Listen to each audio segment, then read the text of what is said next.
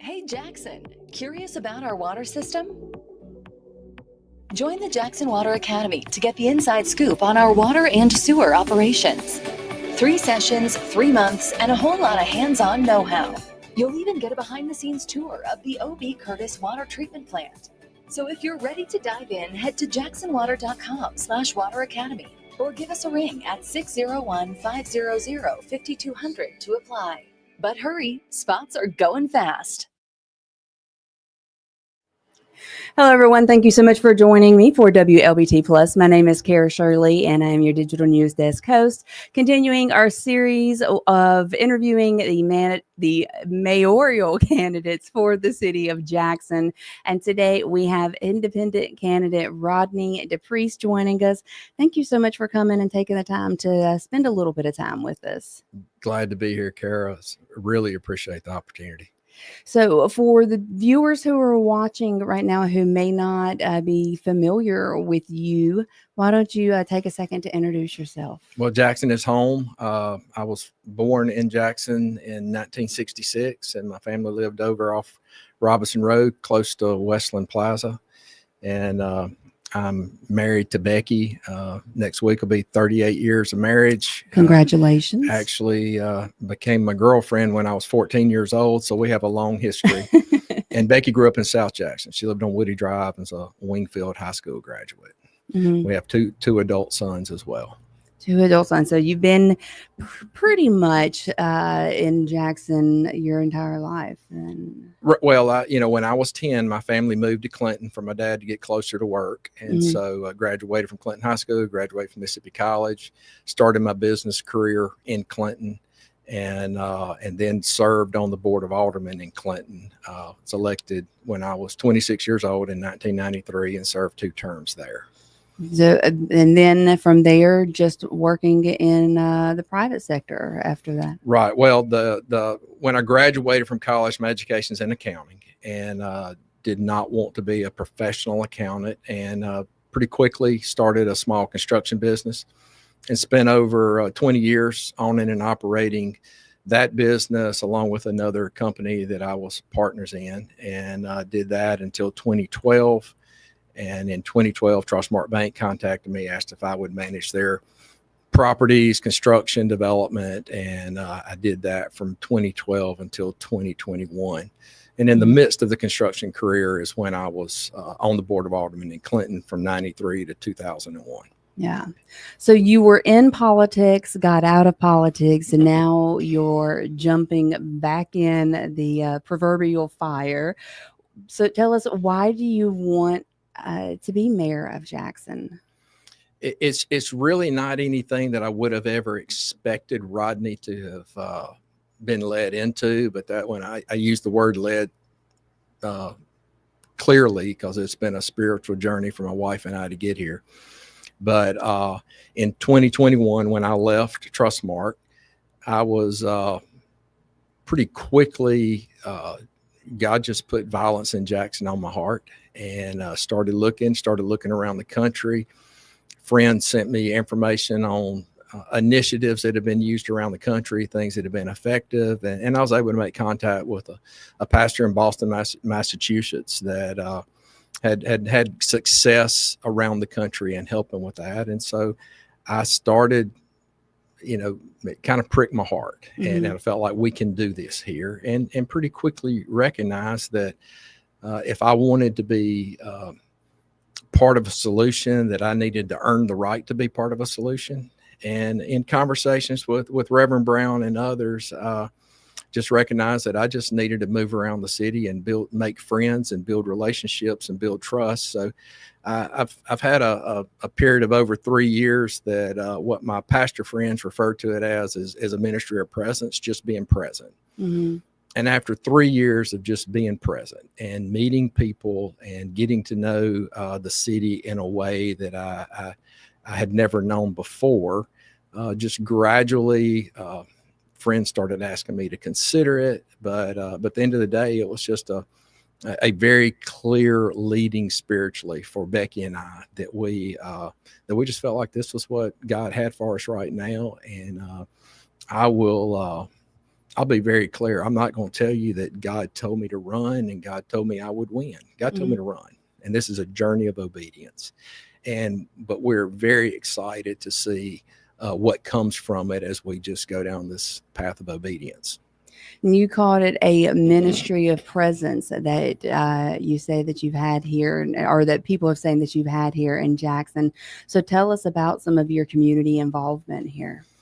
Well, one of the first things I did when I just knew I needed to meet the community, I'd heard on WLBT about a group of pastors that met at noon on Thursdays for prayer. So I just went one week and was very warmly received. And still most Thursdays, I still pray with that group of pastors. From there, have what's now a dear friend, Vince Gordon, who has been Inner City Young Life Director for 27 years. Met Vince, developed a close relationship with him, quite honestly, asking for his help on just being able to understand as best I could that we have to acknowledge there are significant cultural differences in the community. And I just wanted to be sure that I had someone's help to help me understand as best I could. And then from there, Vince invited me to start coming to Jim Hill High School with him for their Young Life Tigers for Christ on Friday mornings. And this is my third school year that every Friday morning, we're in there with the students. And it's just been a blessing to me. I tell people often, I don't know what I have accomplished, but I've been blessed through the process. That is awesome. So if you are elected, is that going to be something that you're going to continue to do? I have to.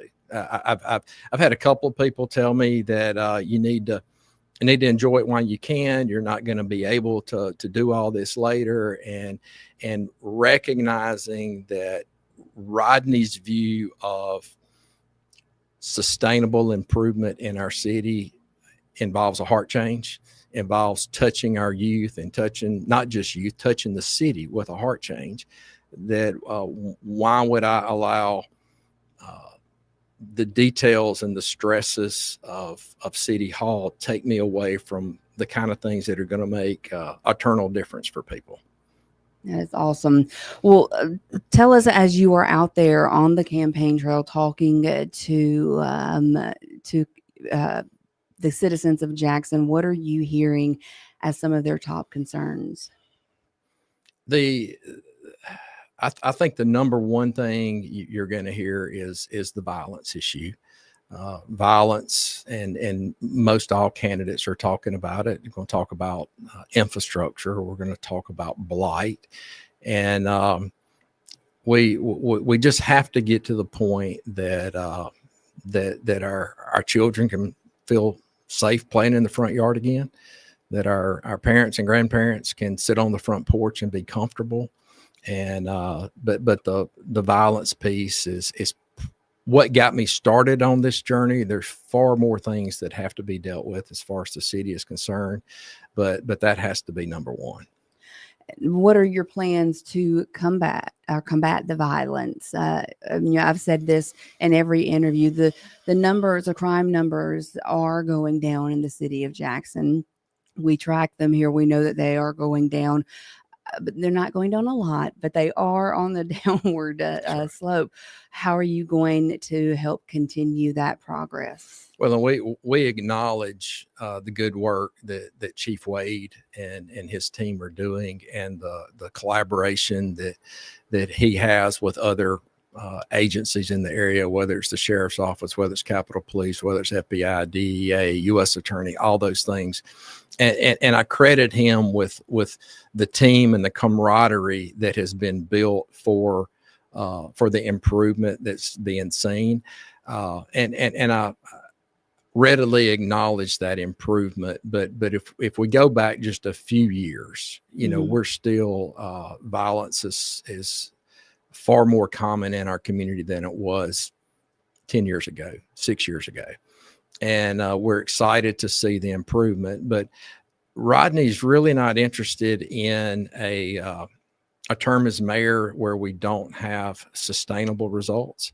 And there's only so much law enforcement can do. And the approaches to violence intervention that I've studied around the country, the pastors and even criminal justice professors and those groups that I've dealt with, we need to come alongside our law enforcement. The faith community needs to come alongside law enforcement. We have all kinds of good community ministries that need to come alongside. Social services, education, workforce training. One of the favorite quotes, it's a group of criminal justice professors out of New York that have studied extensively violence around the country. And they've not only studied it, but they've taken their plans and they've implemented it. And one of my favorite quotes is we're going to help you if you let us. We're going to stop you if you don't. And so we always want to start with, there is another alternative. Our youth, you always know that which you see modeled, you'll repeat. Mm-hmm.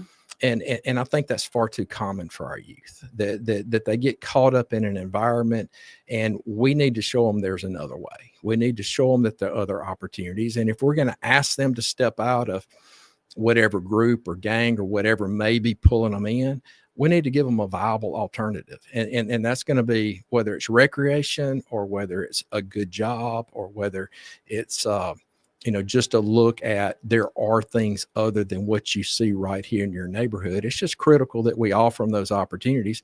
And that's what these partners coming alongside law enforcement, that's what they're there for, so that law enforcement has their job. And one of the police chiefs in Stockton, California, that I listened to a workshop he was part of. And I love the way he referred to his department. He referred to his department as police services.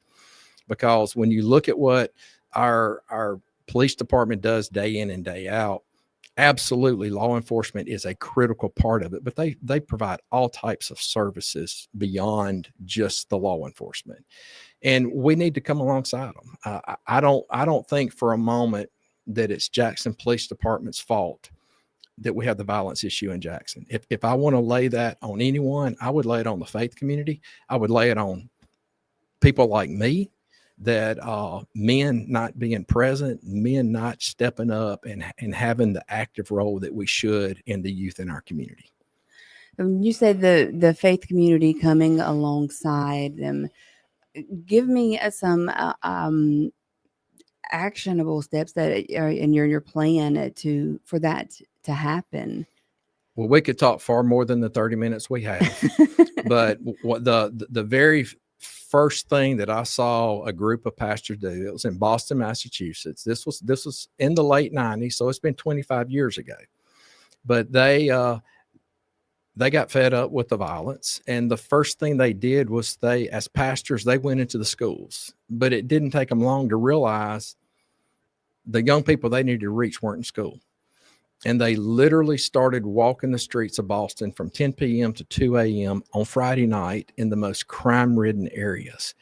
And this is where I first ever heard the term of a ministry of presence that I talked about earlier. Reverend Brown, in our conversations, he said, Rodney, we did what not a lot of pastors do. We quit preaching and we started listening. So they just showed up. And showed up consistently without trying to fix anybody, without trying to tell people what they were doing was wrong. But after having a consistent presence, there was a level of trust that was built.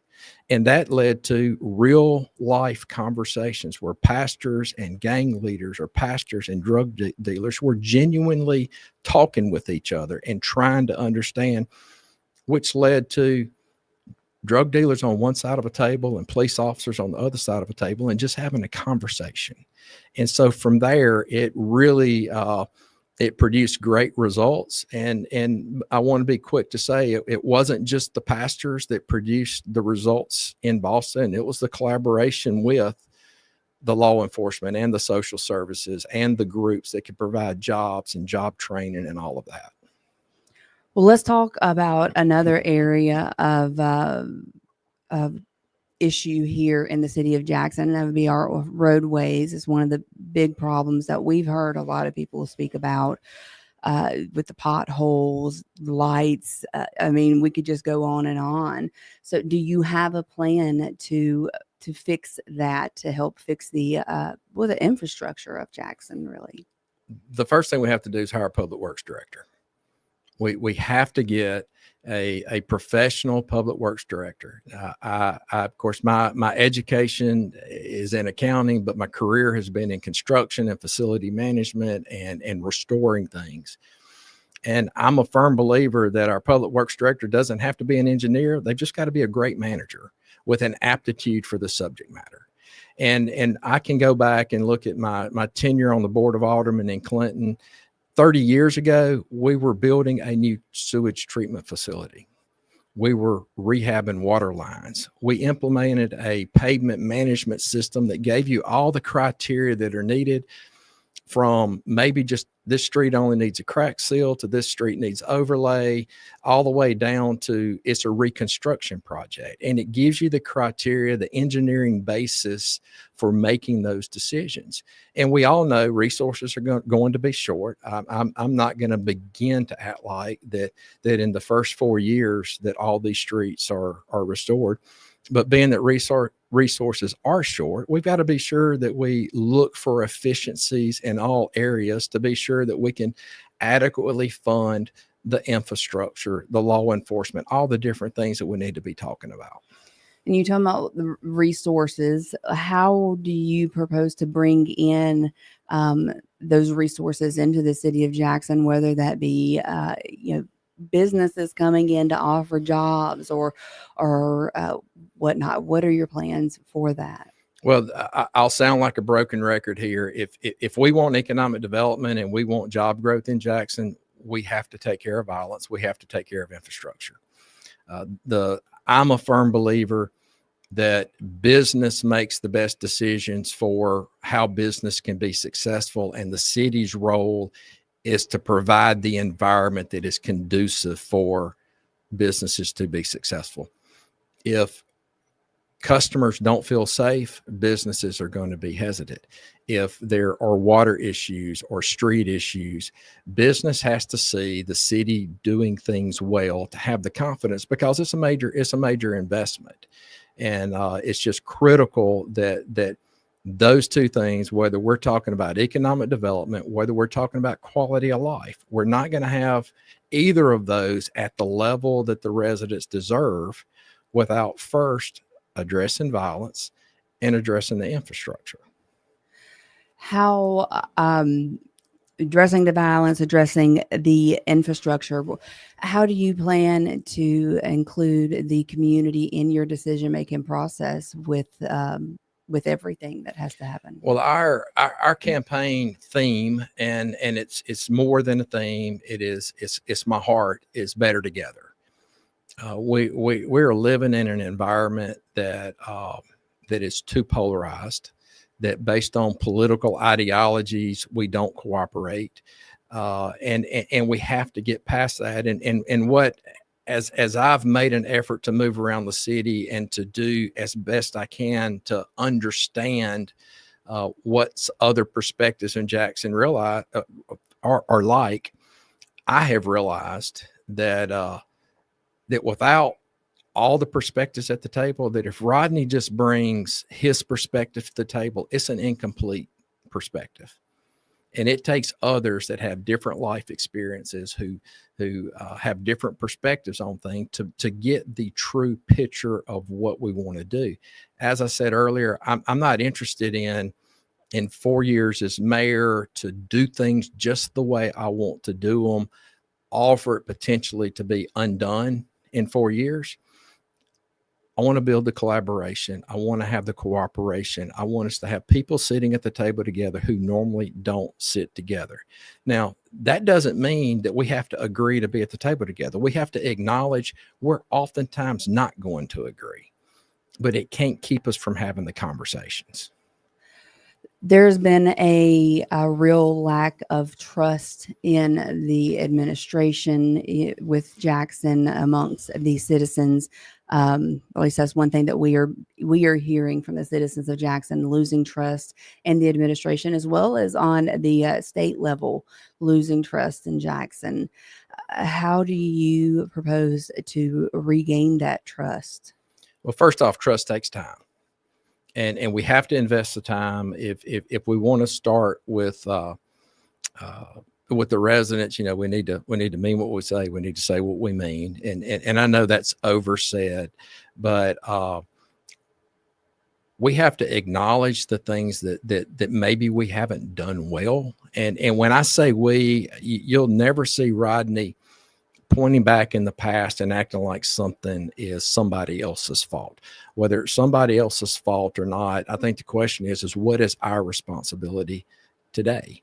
And so we have to invest the time into relationships with the state, where when we're not there for a request, long before there's a need or a request, let's have these conversations.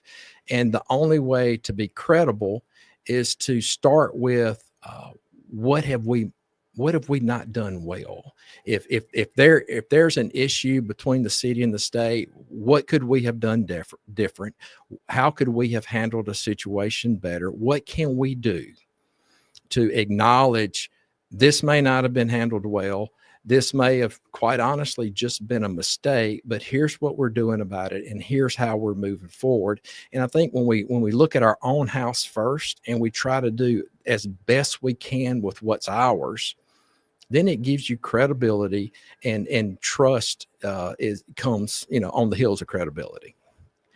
How do you plan to keep people from leaving Jackson? We've got people fleeing to the suburbs. How do you plan to keep people from doing that, or to convince them to stay or to come to Jackson?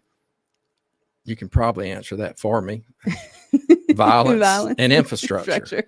And we have things beyond, we have blight, we have workforce training that needs to be dealt with. We have home ownership opportunities that need to be dealt with. But at the end of the day, if we want the quality of life that our residents deserve, it's going to focus on violence and infrastructure. And I'm going to talk about it and talk about it and talk about it. Whether we're bringing businesses back, whether we just want someone to feel comfortable from some of the outlying areas around Jackson to come into town for dinner. Violence is the key. And let me say, I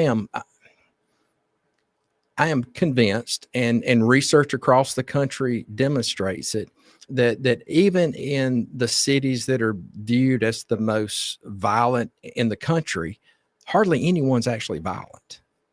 But when those occurrences happen, it makes the news, and it's real, and it needs to be dealt with. So it concerns me that I have friends that don't want to come into Jackson to have dinner at night, because the reality is that there's not a really high likelihood of encountering violence yourself. Mm-hmm. But being that it's there, we do have to deal with it, and we have to recognize that that although we may feel personally safe, that the violence is a very personal issue to those families who experience it, to the young people who I've been able to sit on the front porch with from Lanier High School and just talk to them, and they. I had one about 3 weeks ago that has lost siblings to violence, and he said, Rodney, I've got PTSD, and we have to know that what once traumatized us, we've now kind of normalized. We've gotten used to the news clips, but this is more than news clips. This is real. And when you sit down and you see a young man that's 15 years old say, I got PTSD. I've seen a sibling die. That this isn't a news clip, and we have gotten a little too accustomed to seeing it on the news. And one of a quote I read in a book recently says, we can allow pain to pass through, or we can let it propel us. And I think it's gotten easier and easier for those reports kind of sting, but we just let it pass through. Well, we got to get past that, and we got to let it to propel us into actually getting out here and doing what needs to be done. What are your plans for the blighted communities in our area, the blighted, the homes, abandoned buildings? What are your plans to fix those? Well, first off, blight ties back to crime. I mean, dark spaces invite crime. And so that's why that's number 3 and how I listed them today is that's an issue. Money is an issue, but I have friends in the legislature. I'm pleased that the House has formed a select committee of the Jackson area delegation and then surrounding areas, and the cumbersome process that it takes, whether this is on the Secretary of State's, whether they have it through tax foreclosure, that the legislature is actively engaged on making some changes there. These properties that are owned are in the possession of the Secretary of State now. They're working on an avenue where there's funding for the Secretary of State to be able to do that, rather than following some of the cumbersome processes. And I'm the first to say Rodney doesn't have a lot of original great ideas, but I'm pretty good at seeing one that works. And all we have to do is look around in other cities who have dealt with what we're dealing with and just learn from them. What other cities are you looking to? Well, some of the cities that are just great success stories, and I want to be careful when I point them out, because Jackson has challenges that they don't. But look at Chattanooga, Tennessee. Look at Greenville, South Carolina. Detroit has been through absolutely horrendous situations, and I'm not going to say that everything there is what we would want here, but they figured it out. They have brought their inventory of blighted properties from 45,000 down to less than 5,000. Wow. And so those strategies are there, and I think we need to be wise enough just to learn from others and then continue to support our legislative delegation in the hard work that they're doing right now. When the select committee met on blight, I was at the Capitol. I was able to listen to those conversations, and there are some really good faith efforts going on right now to try to deal with that. Let's talk about downtown Jackson. What are your plans for revitalization of downtown Jackson? Do you feel like it can be revitalized, or do you even have a plan for it? Violence and infrastructure. I think I've heard you say that. But I'll go further. Downtown. When I was with Trustmark for 9 years, I was downtown in the headquarters. In 1981, my first job in high school was on Capitol Street. I was an office runner, copy guy, just did stuff downtown, and it was a really, really fun place, bustling with activity. And then my years at Trustmark, I enjoyed it as well, but it obviously was not like it was in the 80s. People need to feel safe. People need to know the water's going to flow. An environment like downtown, and this is where my facility construction hat gets put on. Buildings downtown, if you lose water, you don't just drink, oh, get me some bottled water and I'm fine. Chillers and boilers, the building mechanical system shut down. So kudos to Jackson Water. A lot of that stability is back in place, and that's the first step. Violence is going to be a key part. And I will say, downtown Jackson hasn't experienced a lot of violence. We've had some occurrences that were horrendous, but those were between people that largely knew each other. But at the end of the day, where we are now, the surrounding areas are doing great. Highland Colony Parkway, who would not, compliment them on what they've been able to do, Ridgeland up through Madison, but it's largely filling up. And my construction I know what it costs to build a new building. I know what the rent's going to be. And if people can feel safe and feel like their building systems are reliable, they're coming back downtown. Rather than $45 a square foot for rent on Highland Colony Parkway, let's come to downtown Jackson in some great buildings for $18 a foot. And I think the sheer economics of it will do that. And then you look around the country, there's a certain percentage of your population, they want to be downtown. They enjoy that the vibe of what you get in a downtown area. So those two things will get us coming back. We have asked you a lot of questions. You have answered a lot. Very straightforward and to the point with all of your answers, which I like. But for those who may be watching and they are trying to decide, do they want to vote for you? Do they not want to vote for you? I'm going to give you a couple of seconds just to talk to them and maybe tell them why they should vote for you. Well, the voters in Jackson obviously have a lot of choices this year. A lot of people on the ballot. I'm not going to comment on other candidates' capabilities because I think there are a wide array of work experiences, of education, and the things that the voters can decide. But I will say that my education in accounting, my construction background of restoring and just fixing things, experience on the Board of Aldermen in Clinton, where we built sewage treatment facilities, we rehab water lines, we implemented pavement management systems. That's a package that I think prepares me well. And then when I add in the 9 years with Trustmark Bank, in the self-employed world, I would have told you that do I know how to manage things? Yes. And then I got to Trustmark, and I saw a complex organization with approaching 200 locations in 6 states with management scattered across the footprint, and what it takes to put the right people in the right seat, empower them to do a job, and then hold them accountable. So that was just a huge growth experience for me as well.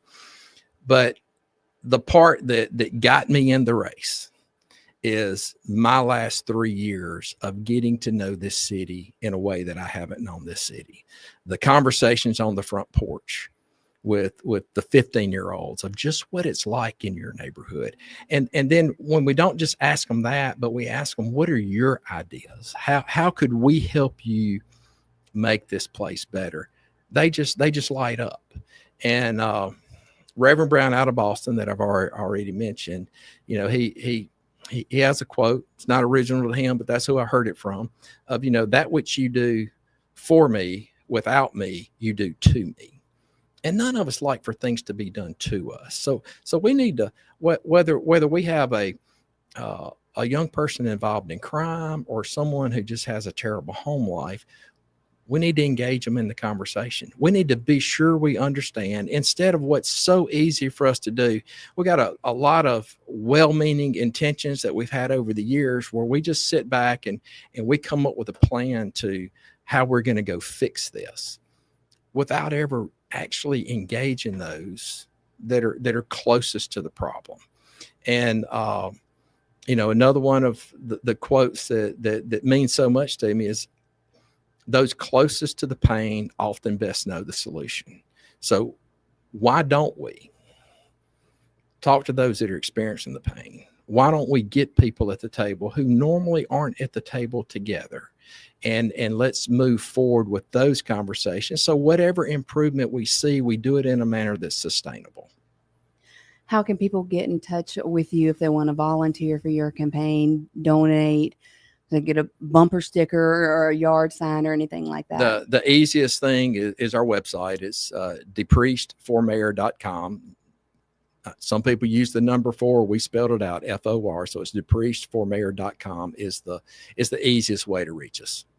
All right. Well, guys, you heard it here. This is Rodney DePriest. He is one of the independent candidates that is running for mayor of Jackson. So the Democratic primary is the first, but of course, as an independent, you're not going to be part of the primary. That's right. June 3rd. June 3rd. Right. June 3rd. All right. Well, this is, Mr. Rodney DePriest joining us today. Thank you so much for coming on and spending some time with us and telling us about your vision for Jackson. Thank you. I appreciate the opportunity. So I will be back tomorrow at 1 o'clock, and today at 2:30. Our First Alert weather team will be in here to look at your forecast. We do have some rain anticipated next week, so you want to make sure you're here to hear from our meteorologist and find out exactly when and where that will be happening. But again, I'll be here tomorrow at 1. Rodney, thank you again. Thank you. And you guys have a great day. I will see you tomorrow.